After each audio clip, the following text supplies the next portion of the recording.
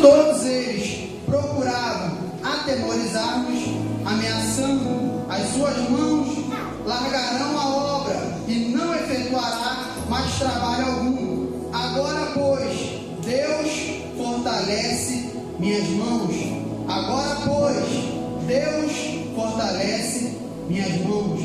Os irmãos podem tomar seus assentos? Aleluia! O texto referido nesta noite é um texto muito conhecido. É um texto a qual creio eu que todos nós já ouvimos algumas menções a respeito dele. É um texto que, particularmente, ao estudar e compreender, ele me trouxe diversos ensinamentos de coisas a qual nós devemos viver no nosso dia a dia. Nós vamos ver que o povo tinha uma promessa, o povo estava vivendo de acordo com as vontades de Deus. Deus liberta o povo do cativeiro egípcio. Deus faz o povo entrar em uma terra com mana, leite e mel. O povo vive tudo a qual Deus tinha determinado, até o momento a qual eles abrem mão de viver conforme a vontade a qual Deus tinha para com o povo, para viver suas próprias vontades. O povo começa a se voltar para o que Deus tinha determinado sobre eles, para viver conforme seus prazeres carnais, já não querendo mais viver uma submissão diante ao Deus a qual fez sobre suas vidas, abrindo mão do que Deus determinou sobre eles, para viver conforme as suas escolhas, conforme as suas vontades. Porém, sabemos que todas as escolhas a qual nós temos, todos os caminhos a qual nós trilhamos, tudo aquilo a qual nós fazemos, existe uma consequência por conta da atitude a qual foi tomada. Toda atitude, toda ação tem uma reação, tanto boa quanto ruim, às vezes duradoura, às vezes rápidas, porém a consequência das atitudes tomadas elas chegam. Só que Deus, antes de chegar com o seu juízo sobre o povo, Ele sempre vai levantar os profetas para alertar o povo dos seus maus caminhos, para ver se o povo se volta novamente para com Deus. Só que o povo está vivendo um momento a qual eles já não ouviram mais a voz de Deus, por conta dos seus próprios desejos, suas próprias vontades. Em um texto agora nós vamos ver que ele usa Jeremias, para dizer a Jeremias que o povo viveria um cativeiro babilônico durante 70 anos. E acontece, o povo ouve, mas o povo continua vivendo as suas práticas, continua vivendo as suas próprias vontades, e a conta chega. Só que nós vamos ver que o povo vive esse período babilônico. Só que nós vamos ver que termina esse período, a Pérsia vai, toma a Babilônia, e ele vai libertar os judeus a qual estavam na Babilônia. Porém, nós vamos ver que alguns desses judeus, eles decidem ficar ali, por conta de já estarem estabelecidos na Pérsia, já terem suas casas, já terem suas famílias, eles decidem ficar ali. Só que nós vamos ver que quando entramos no seu capítulo de número 1, a Bíblia vai nos fazer menção a respeito de Neemias. Neemias, ele era um copeiro do rei.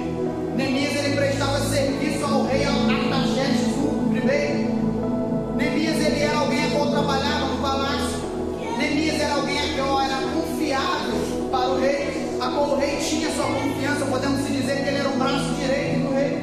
Copeiro, a função a qual experimentava as comidas, os vinhos, tudo a qual o rei fosse comer antes, para que se fosse envenenado, o copeiro se envenenasse. Era um cargo de confiança do rei. Só que Neemias também vivia o bom e do melhor dentro do palácio. Neemias, ele se encontrava em um local onde ele tinha tudo do bom e do melhor. Ele tinha conforto, ele tinha uma boa moradia, ele tinha uma boa estadia. Só que em um determinado tempo a Bíblia nos mostra que um dos seus irmãos, Anani, ele chega e vai trazer notícias do seu povo. Vai dizer que os muros foram destruídos, os portões foram queimados e o povo está vivendo uma grande miséria. Aqui tem algo que me chama muita atenção. Por quê, Gustavo? Porque nós vamos ver que Neemias, ele abre mão de tudo a qual tem. Por conta de quê? Por conta dos muros? Por conta dos portões? Não, porque se trata de coisa material. Mas por conta de quê? Por conta do povo. O maior incentivo a qual Neemias tem de fazer a obra não é apenas os muros estarem edificados, é o povo que está lá dentro. Aleluia! Como assim, Gustavo? Nós vivemos um tempo a qual nós, se dizemos fazer parte de um corpo, mas quando alguém deixa este corpo está enfrentando os seus momentos difíceis, nós não conseguimos compreender a dor ao ponto de ceder a minha ajuda para erguer alguém novamente. Eu quero ser, mas eu quero ser para mim mesmo. Eu quero ser alguém, mas eu quero ser para mim mesmo. Nunca estendendo a mão. Há quem diga que Neemias ele vai ser um tipo de Cristo no Antigo Testamento, por conta do que ele faz. Ele abre mão do rei, do palácio. Ele vai se humilhar ao ponto de se incluir no pecado do povo a qual ele não cometeu. Ele vai edificar o que um dia foi destruído e vai trazer a presença para dentro do povo novamente. Neemias, por conta da dor do povo, ele se disponibiliza para edificar o que um dia foi quebrado. Nós vamos ver que em 1 Coríntios, no seu capítulo de número 12, no seu verso de número 26, ele vai dizer: de maneira que se o membro sofre, todos sofrem com ele, e deles é honrado, e com todos eles regozijarão. Neemias, ele vai unir um povo a qual está sentindo dores, a qual um povo está passando pelo momento difícil. Neemias, ele se inclui com eles. Neemias entende: se uma parte do corpo está sentindo as dores, eu também estou. Como permanecer em um ambiente a qual para mim está tudo bem, se o meu povo está padecendo lá? Aleluia. É muito fácil eu pregar aqui dentro, é muito fácil eu dizer aqui dentro sobre um corpo, mas existem pessoas feridas a qual precisam de Neemias em sua vida. A mensagem é uma mensagem bem simples e objetiva. Neemias, ele vai sentir a dor do povo. Neemias, quando ele ouve essa notícia, a Bíblia diz que Neemias ele vai chorar por alguns dias. Neemias, ele sente a dor a qual o povo está passando. Neemias entende: se o meu povo sente, eu também estou sentindo. Neemias entende: se uma parte do corpo está ferida, todo o resto sente a sua dor. Neemias, então, ele vai tomar essa posição. Neemias, durante uns dias, Neemias chora. Durante os dias, Neemias sente a dor. Só que aqui ele toma o passo primordial para começar a obra. Como assim? Neemias entende: o momento do choro passou, agora é momento de quê? De buscar o Senhor. Como assim? Porque não tem como eu edificar o que o dia foi quebrado se primeiro eu não buscar aquele que edifica. Neemias entende: eu até quero, mas eu tenho que buscar quem faz. Eu até quero pregar, mas eu tenho que buscar quem me dá a sabedoria para fazer. Eu até quero louvar, mas eu tenho que buscar aquele que me dá unção que sai sobre a minha boca. Eu até quero ensinar, mas eu tenho que buscar aquele que me capacita. Então, antes de fazer, primeiro eu tenho que buscar. Neemias, ele vai jejuar e orar. Neemias, ele vai fazer uma súplica pelo povo. Neemias vai pedir a Deus pelo povo. Neemias se inclui no pecado. Eu e o meu povo pecamos contra ti. Neemias, ele demonstra que ele não é por conta que ele está no palácio que ele se esquece quem é o seu povo. Não é por conta do seu status social que ele esquece quem é os seus. Não é por conta da posição a qual eu estou que eu vou se esquecer dos meus. Neemias, ele vai começar esta obra. Neemias, ele busca a direção do Senhor primeiro. Neemias, ele vai buscar essa direção do Senhor. Nós vamos ver aqui no seu capítulo de número 2, Neemias, ele vai exercer a sua função como copeiro. Porém, o rei vai ver que Neemias, ele está com o rosto entristecido.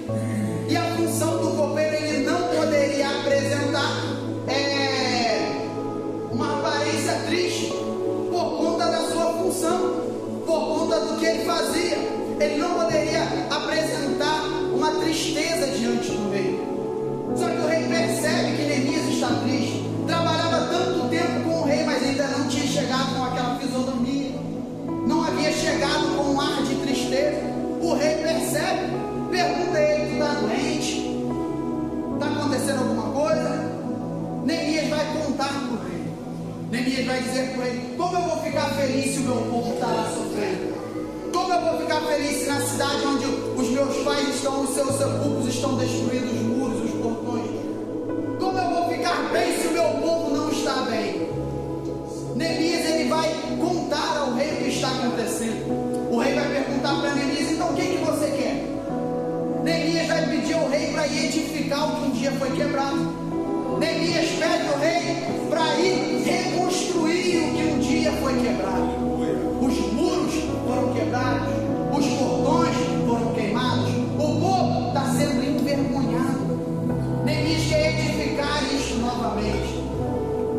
Nós vamos ver que ele pede ao rei e o rei permite, mas ele também vai pedir cartas ao rei. Porque se você for analisar, Neemias ele é um líder estratégico. Neemias é alguém inteligente. Neemias ele não toma uma decisão precipitada sem pensar antes. Neemias ele entende, opa, eu quero fazer, mas eu tenho que ter tudo de acordo da maneira correta. Neemias ele é alguém a qual une a fé com a ação prática. Muitas das vezes nós temos fé, mas não conseguimos ter a ação prática. Como assim, Gustavo? Eu até acredito, eu até penso, eu até confio, mas não quero arregaçar as mangas para fazer em momentos. Eu preciso de um emprego, eu tenho fé num Deus que abre portas, mas todo dia, 10 horas da manhã, está dormindo. Eu preciso, mas eu não quero mover uma palha para fazer. Eu quero trabalhar para o rei, mas eu não quero me disponibilizar para o rei. Como iniciar esta obra se eu não posso me disponibilizar para ela? Fé sem movimento não adianta nada. Fé sem ação não adianta nada.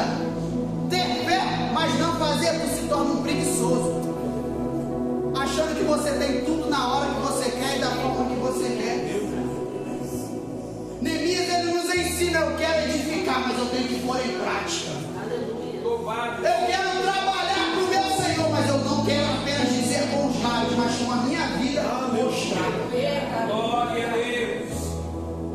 Neemias ele nos dá uma demonstração que para tudo a qual formos fazer, ponto principal, sim, é a fé, mas eu preciso me disponibilizar para fazer a obra. Neemias ele toma esse passo. Só que aqui entra um ponto importante. Neemias ele toma a posição de iniciar esta obra. Lhe é permitido. Porém, neste momento, a oposição começa a se levantar. A oposição começa a não gostar daquilo ali. Ela sabe que pode gerar prejuízo para os seus esquemas, pode gerar prejuízo para seus lances. E eles começam a não gostar da situação a qual estão frente a frente. Nós vamos ver que no seu capítulo de número 2, no seu verso de número 19, Sanbalate, Tobias e Gesem vão aparecer. Eles já aparecem menosprezando. Eles aparecem menosprezando os judeus. Ele vai dizer: zombaram de nós, desprezando-nos. O que é isso que estás tendo a fazer? Queres rebelar contra o vosso rei? Eles começam menosprezando o povo, afrontando o povo. Porém, eu acho muito interessante a resposta de Neemias. O Deus dos céus é quem fará que sejamos bem-aventurados e nos dará sucesso nesta obra. O que Neemias agora ele se posiciona dizendo? E nós, seus servos, apenas levantaremos os trabalhos. Neemias consegue compreender e entender. Eu apenas sou quem faz, quem dá o crescimento é Deus. Eu sou apenas o que se disponibiliza para fazer a obra ser edificada. Quem faz permanecer é Deus. Eu sou apenas o instrumento. Quem faz é Deus. E no seu final do verso 20 é muito interessante o que ele vai dizer: todavia, vós não tendes parte, nem direito, nem memorial em Jerusalém. O que Neemias está querendo dizer neste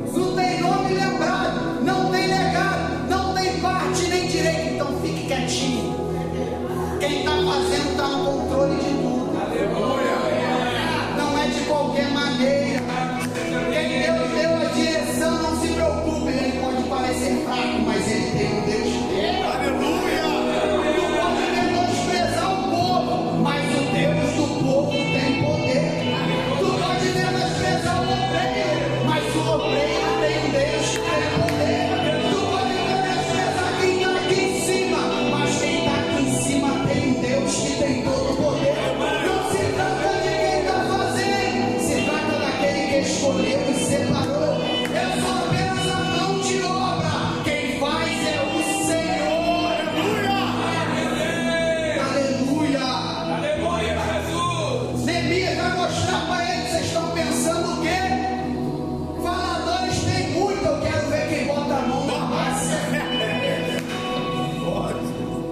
Para falar da obra tem muitos, mas eu quero ver você se disponibilizar para melhorar. Apresentar defeitos aparecem a balde, mas para apresentar solução são poucos. Solução é difícil, apresentar problema é mais fácil. Se disponibilizar para fazer a obra é difícil, apresentar problema em quem está fazendo é mais fácil. Neemias ele compreende, não vou deixar falar não, sabe por quê? Porque eu estou aqui fazendo e você está fazendo o quê? Não tem parte, não tem direito e não tem legado. Aleluia. Eles vão dar parte à obra. Neemias é alguém estratégico. Se você for ver quando eles continuam fazendo a divisão da onde os trabalhadores iriam trabalhar, cada um dos trabalhadores, Neemias ele vai botar para trabalhar perto da onde mora. Vai botar para trabalhar perto do seu local, da sua casa. Por quê? Porque quando você faz para você, você faz de boa maneira. Bem, vamos dizer assim. Você faz ficar bonito. Você entrega seu melhor porque é para você. Então Neemias ele é estratégico. Se inicia o trabalho. Só que quando se inicia o trabalho, a oposição se levanta novamente. Ou aqueles fracos judeus que estão tentando fazer, será que conseguirão se fortalecer? Irão apresentar sacrifícios? Serão capazes de terminar com pedras a construção dos montes? A construção em um só dia? Talvez até possam ressuscitar pedras de construção dos montes, de ombros de pedras queimadas. Tobias ele vai complementar. Mesmo que suergam uma só raposa, derrubará este muro. Ele menospreza ao ponto de dizer que eles até podem conseguir, mas a sua mão de obra é fraca, não vai permanecer de pé. Eles estão olhando e dizendo: os judeus não têm essa capacidade, os judeus não conseguem. Só que o que eu gosto disso aqui? Neemias vai responder novamente. Enquanto isso acontecia, fomos reconstruindo os muros, as muralhas. Os faladores estão falando, a oposição está se levantando, mas as obras não param. Aleluia. Por quê, Gustavo? Aqui tem algo que me chama a atenção. Vamos fazer um paralelo com Paulo. Como assim com Paulo? Paulo indo em direção a Roma, o barco vai quebrar no meio do caminho, vai parar na ilha de Malta. A Bíblia nos diz que eles vão fazer uma fogueira, vão pegar alguns gravetos para jogar ao fogo. Paulo ele pega uns gravetos, vai jogar ao fogo, só que por conta do calor do fogo, uma serpente acostada nos gravetos vai morder Paulo. Só que interessante é, se você for analisar, a serpente ela morde por dois motivos. Quais motivos esses? Um, quando está caçando, e dois, quando está em perigo. Como assim? Bem sabemos que muitos dizem que o fogo revela a cobra. É verdade. O fogo tem medo da cobra. A cobra tem medo do fogo. Porém, o motivo da cobra morder não é apenas o fogo, é o perigo que está correndo. Só que o interessante é, Paulo foi mordido, tem gente dizendo, alguma coisa que ele fez foi muito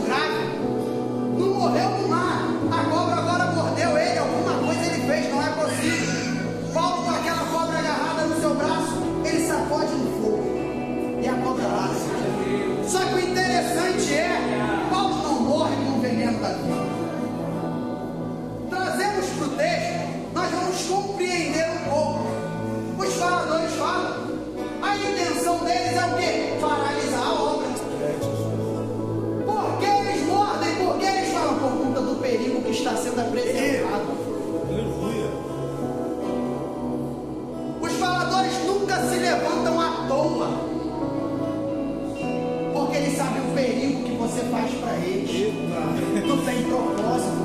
O veneno dos opositores para paralisar a obra não tem poder contra aquele que tem propósito. Louvado seja Deus. O veneno não tem poder contra a tua vida porque tu tem propósito. A obra não vai parar por conta dos que falam ao contrário.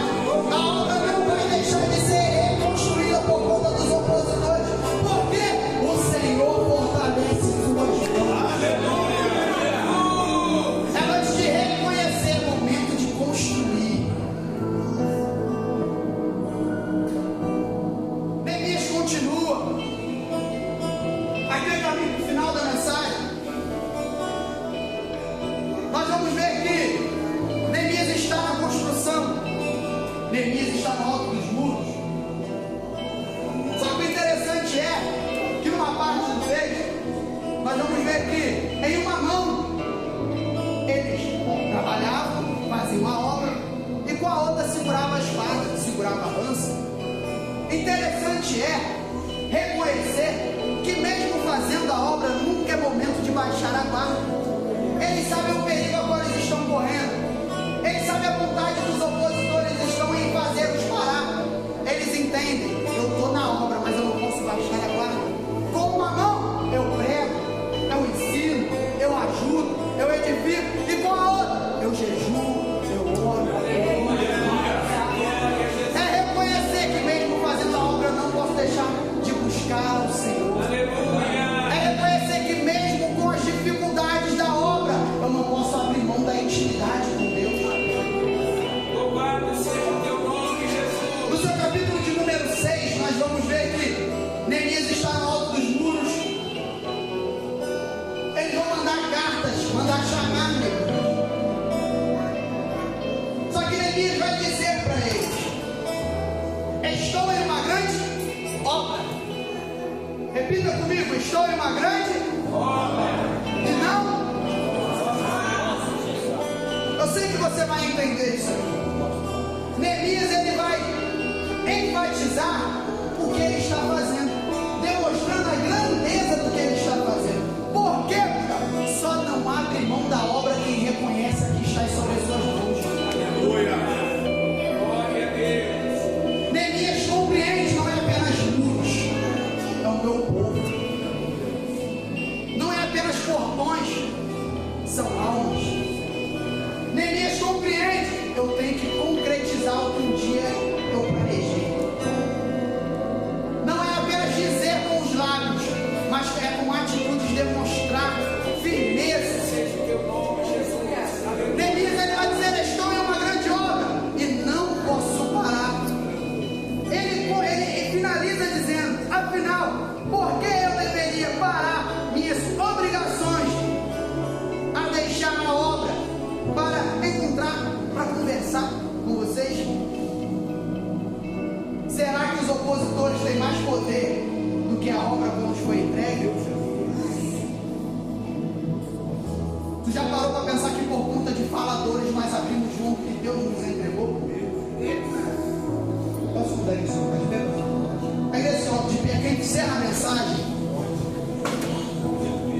Tu já parou para pensar que por menos você abriu mão do que Deus te entregou? Tu já parou para pensar que como Neemias havia um povo que dependia dele? Tu já parou para pensar que como Neemias existem pessoas que dependem de você? E não é momento da obra parar por conta de quem se levanta para falar o contrário. Passe a definir no seu coração: maior é aquele que me escolheu e enfrentou sobre as minhas mãos, do que aquele que não fez nada para o reino tentar parar. A oposição sempre vai existir, mas também sempre vai existir Neemias, a qual se entrega verdadeiramente para a obra, para edificar uma comunidade. Os inimigos tentaram de todas as formas, mas Neemias entendia o propósito que estava sobre a sua vida e não parou. Para concretizar a mensagem, no seu capítulo de número 8, Neemias ele vai chamar Esdras, vai mandar trazer as leis, vão fazer um altar de madeira, e vão trazer novamente a presença para dentro. Por quê? Porque além de muros edificados, é melhor ter o que faz permanecer nos muros de pé. Um dia, a falta da presença fez os muros cair, mas Neemias entende, os muros estão de pé, e agora eu vou trazer